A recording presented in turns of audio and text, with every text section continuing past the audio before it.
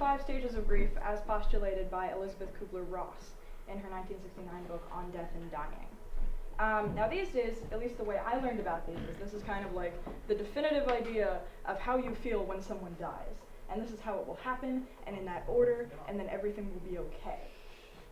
But upon further inspection, Elizabeth Kubler-Ross spent most of her life working with terminally ill patients in Chicago and their family. And this is actually where these 5 stages came from, is working with these people who literally knew that they were going to die sometime, and they could do nothing about it. And the thing about this doesn't make these 5 stages universal. So if I was to experience the death of my cat, my emotional process wouldn't be the same way as these 5 stages postulate. And even further, science seems to have a bit of an obsession with putting things into stages.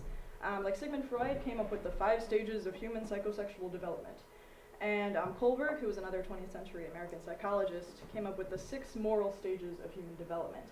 And it doesn't matter how many stages there are, it doesn't matter what the topic is, it's just this obsession with putting emotional processes into stages, which I just don't understand. Now, a Scientific American article explains this as a human need to find patterns. We are pattern-seeking, storytelling primates. So the problem is we're thrown into this really complicated world, and part of the reason that the scientific method exists is because we want to find patterns in things that we don't understand. Now, more recently, there's been a lot of more research on the grieving process since Elizabeth Kubler-Ross came up with these 5 stages. And one scientist, Ruth Davis Konigsberg, has this quote that says, "Loss is forever, but acute grief is not." So that's kind of the modern thinking of what grief is supposed to feel like. That these 5 stages, sure, this might be initial, that you're going to go through this pain of not understanding why the person died when you deny it, or being angry at this cosmic force that took this person away from you, and then being depressed at that cosmic force because you have nothing that you can do to stop them from doing that. Bargaining, which means, I would do anything to have one more day with this person and maybe they'd stay. This might be how you feel initially, but loss is forever. So what does it really look like 5, 10, 15 years down the road? So yeah, I want to write my Grady on what the grieving process looks like today in the scientific world, how people try to understand how humans go through this grieving process of losing somebody in your life. And the reason it's important to me is that, so most of you know that my dad died about 5 years ago. And this past summer, I went with my brother and my nephew, who's about 8 months old now, to visit his grave in Byesville, Ohio, which I'd actually never been to before. This was the first time after 5 years. And the thing that struck me the most when I was there is that I feel like I'm waiting for this other shoe to drop. That somehow I haven't been processing what happened 5 years ago, and it's just going to hit me at some point, and I won't know, and it's just coming out of nowhere, and I'm still waiting. And the other thing is that 5 years have passed, and that went really fast. So who's to say how I'll feel in 10 years, 15 years, 20 years? I'm going to be dealing with this for the rest of my life, because he's not coming back. And this is a very depressing topic. So I'm sorry if this is sad. But that's why it's important to me, because I feel like I don't understand my grieving process. And a lot of the times I felt like I wasn't normal because I didn't feel any of these 5 stages. I think I just skipped right to acceptance. So yeah, I don't know if anybody else, if this resonates with anybody. But the reason I think it's important for you all is that even if you haven't experienced a dramatic loss in your life, you probably will.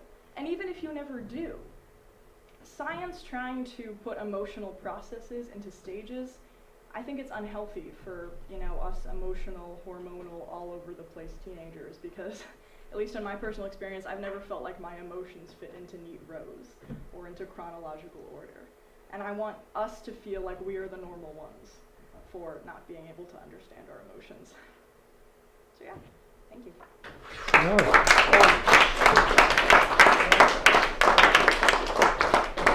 That was so impressive. Oh my God. All right, questions for Francis?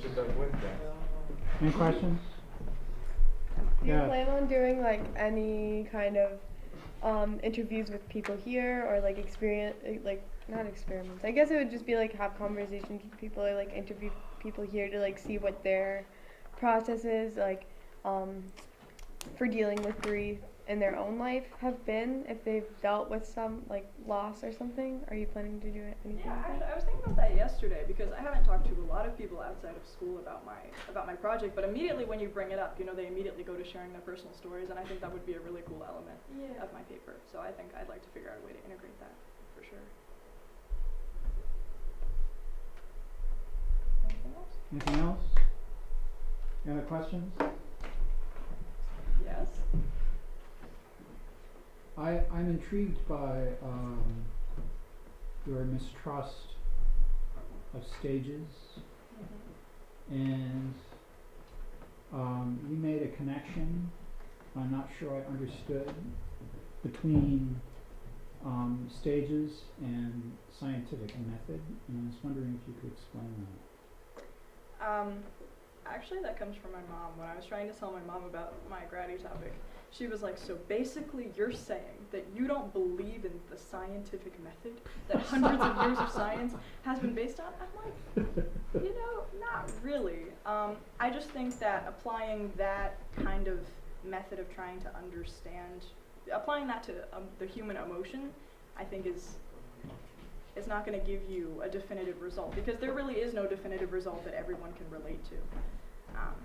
So yeah, I think coming up with stages and stating that this is the basic process of how everyone will feel is just a misguided attempt. Okay, all right, thank you very much.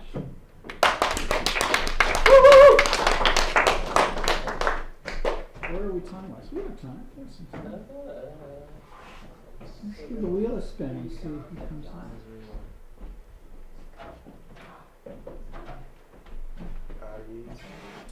Actually, it is Ari. Yeah. I don't believe it, but it's alright. No, it it's is. true. That's all. Don't impugn the integrity of the wheel. Hey, it's alright.